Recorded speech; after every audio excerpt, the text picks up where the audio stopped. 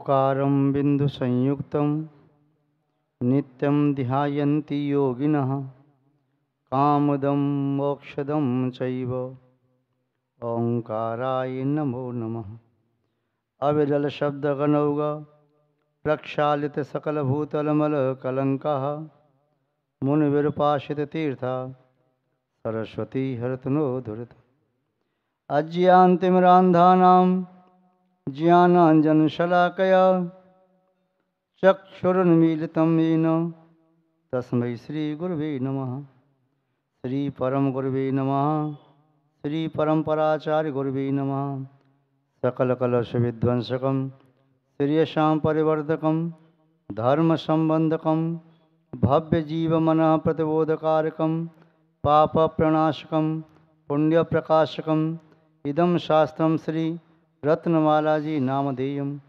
अस्य मूलग्रन्थकर्तारः श्री सर्वज्ञदेवः तदुत्तरग्रन्थकर्तारः श्री गणधरदेवः प्रतिगणधरदेवः तेषां वचनानुसारम् आसाद्य श्री शिवकोटि आचार्य विरचितं श्रोतारः सावधानतया श्रवन्तु।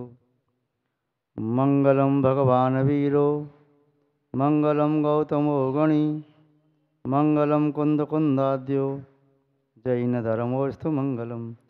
सर्वमंगल मांगल्यम सर्वकल्याणकारकम प्रधानम सर्वधर्माणां जैनम जयतु शासनम।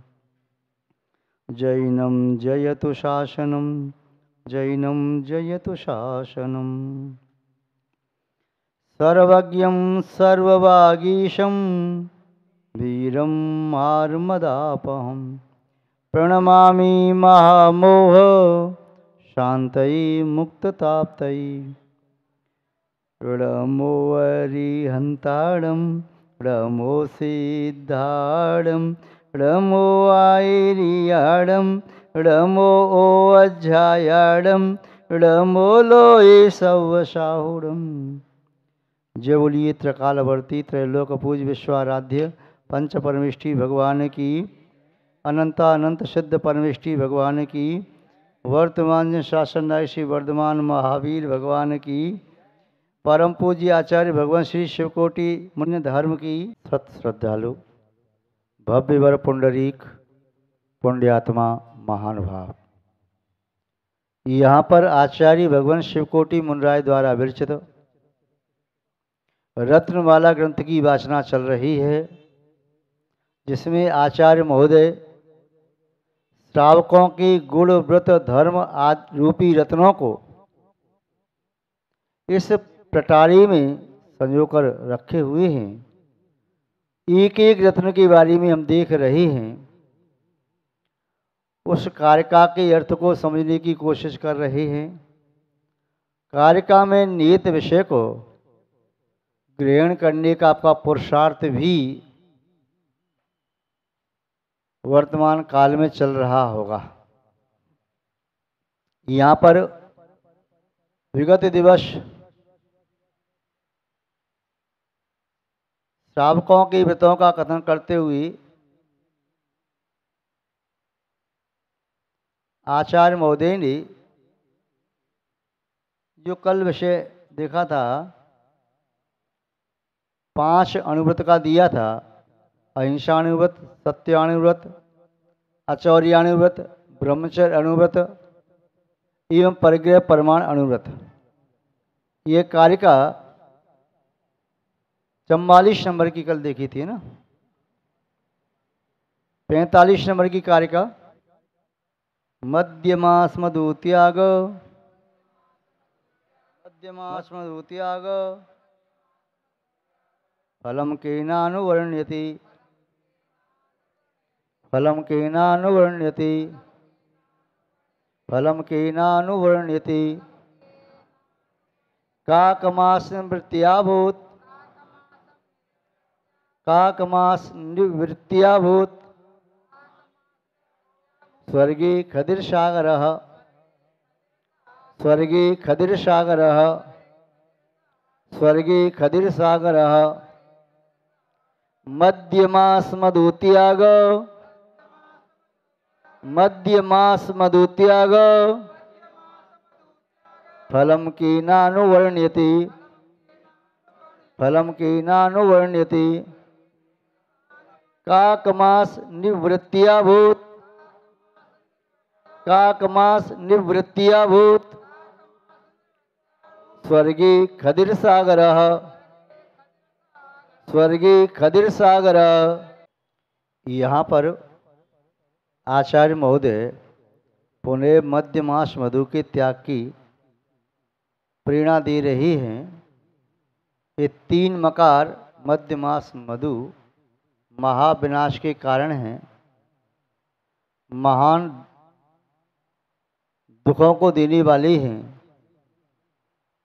ये मानवों के लिए भक्षण करना उचित नहीं है। इसके साथ 5 उदम्बर फलों का भी त्याग करना चाहिए, जो पहले श्लोकों में प्रेरणा दी थी।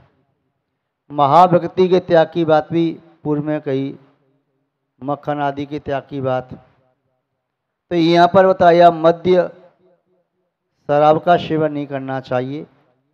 चाहे किसी भी प्रकार की शराब हो, वह शराब माना जीवों के शरीर का कलेवर का वह रस है।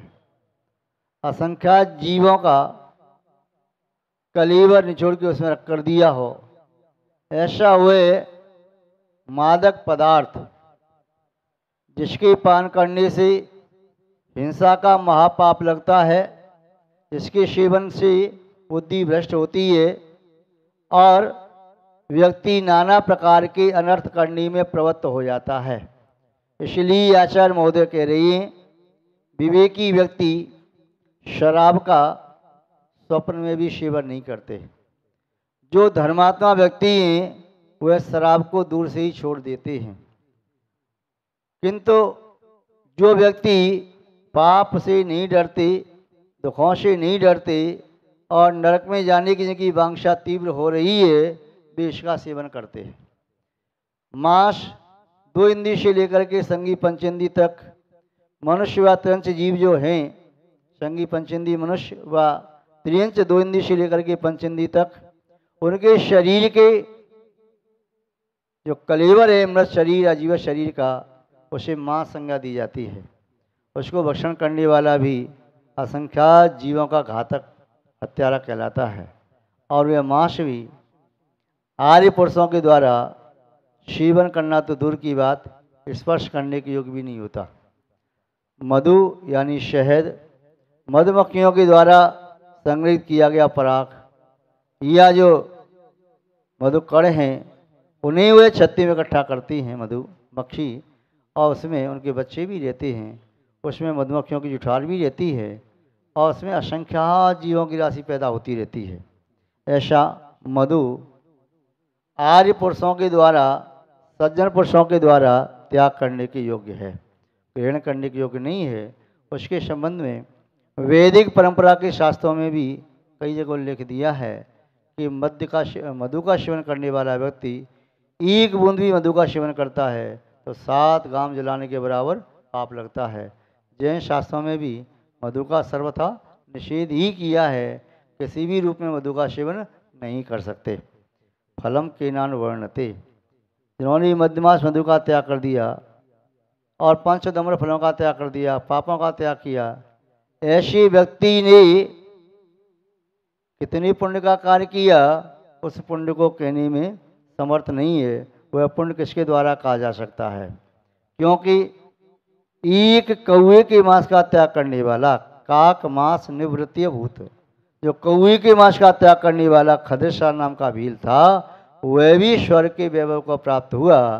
तो अन्य व्यक्ति जो सभी प्रकार के मांस का त्याग कर देते हैं, शराब और शहद आदि का सबका त्याग कर देते हैं, 5 उदम्बर फल का त्याग कर देते हैं तथा 5 अनुमतों का पालन करते हैं, उनके स्वर्ग जाने में कोई संशय नहीं, अर्थात निस्संदेह वे स्वर्ग के वैभव को प्राप्त अवश्य करेंगे। खदिरशाल भील कौन था, इसके संबंध में संक्षेप में देख लेते हैं। खदिरा अटवी में जंगलों के बीच एक भीलों की बस्ती थी। उस भीलों की बस्ती में खदिर शाह नाम का भीलों का एक स्वामी राजा रहता था। उन सभी भीलों का कार्य जंगल में शिकार करना, मांस खाने का था। वह प्राय करके यही कृत्य करते थे। ये सब का अगुआ था खदिर शाह। इसके साथ और भी साथी थे। सब जंगल में शिकार खेलने जाते और शिकार करके लाते और मांस खाते, शराब आदि भी पीते, अन्य भी गलत कार्य करते। एक दिन खदिर शाह भील अपनी पत्नी के साथ शिकार खेलने के लिए जंगल में गया। दोपहर से ज़्यादा समय हो गया, उसे शिकार नहीं मिला। भूखा प्यासा पानी पीने के लिए किसी जलाशय में जाता है और पशु की तरह से पानी पीता है। उसकी पत्नी भी साथ में।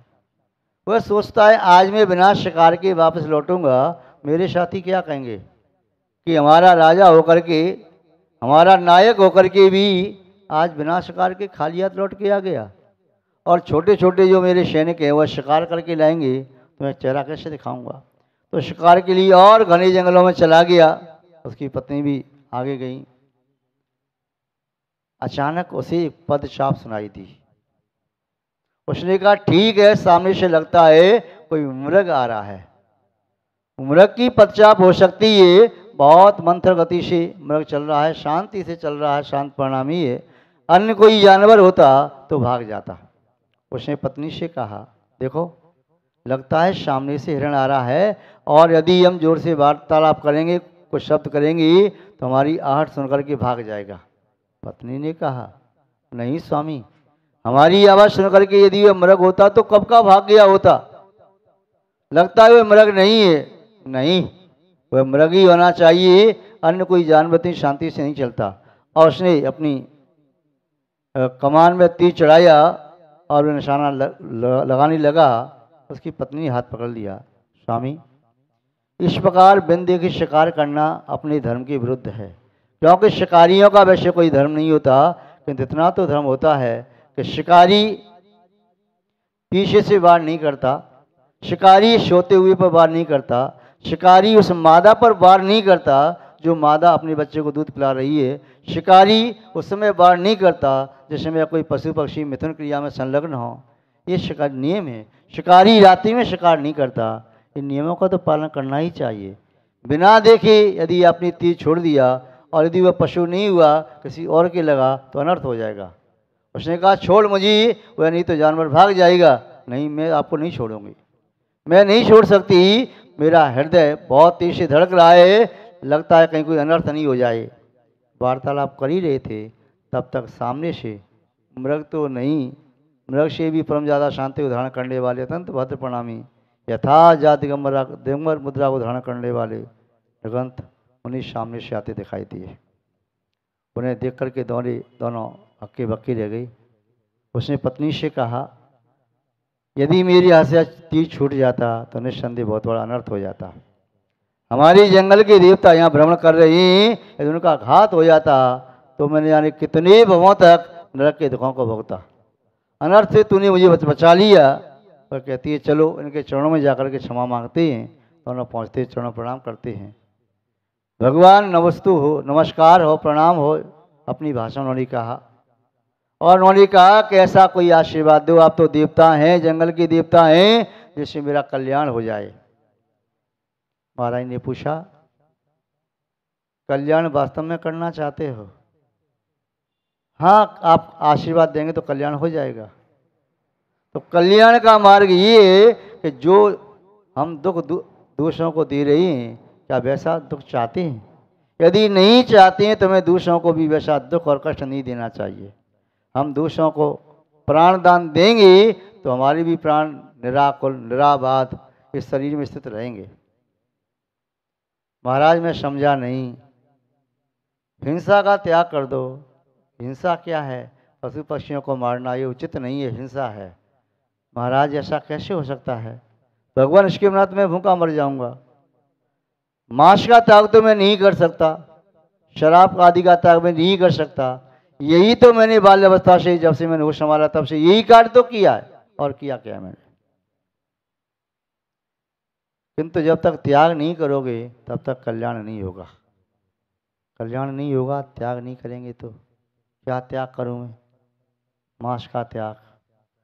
तभी सामने से कौवा उड़ता हुआ दिखाई दिया। महाराज ने पूछा, क्या तुमने कभी जीवन में कौवे का मांस खाया है? उसने भी कौवे को देखा, सोचा हाँ कौवा तो बहुत चालाक होता है, एक आंख होती है, दो लोग होते हैं, किंतु जल्दी देख लेता है और अपने शत्रु को पहचान लेता है, उड़ जाता है। इसलिए कौवे का मांस तो कभी नहीं खाया और शायद जीवन में खा भी नहीं पाऊंगा। कौवे का शिकार करना ही क्यों, जब बड़े बड़े पशुओं का मैं शिकार करता हूं तो।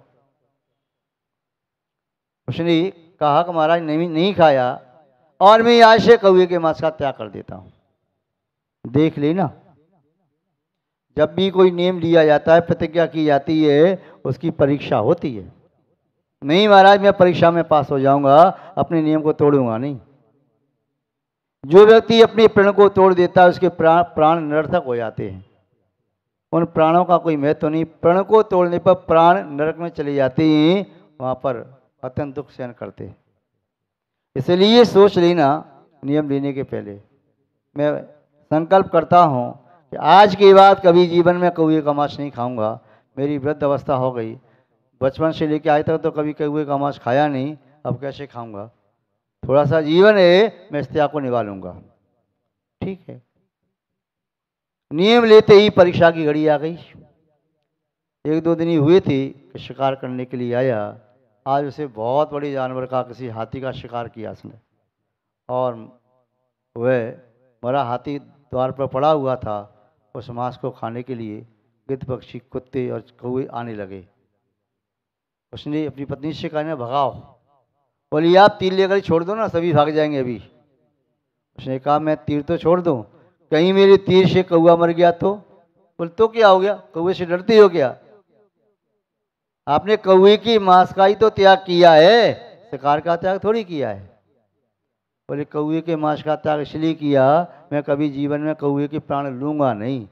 मांस का ही त्याग कर दिया तो शिकार क्यों करूं किसी के लिए? मैं नहीं भगाऊंगा, तुम्हें भगाना तो भगाओ। उसने अपनी प्रतिज्ञा नहीं तोड़ी, कौवे को नहीं मारा। कुछ दिनों बाद वह बीमार पड़ गया, बहुत अस्वस्थ हो गया। अब पूरी बस्ती का वह राजा जैसा था, नायक था, बस स्वस्थ हो जाने पर सब बस्ती वालों चिंता हुई, ये तुम्हारा राजा है, सेना है, सेना का सेना नायक है, इसके बिना तो मनात हो जाएंगे, किसी तरह से इसका उपचार होना चाहिए। बहुत उपचार कराया, किंतु वह कदर साल ठीक नहीं हुआ।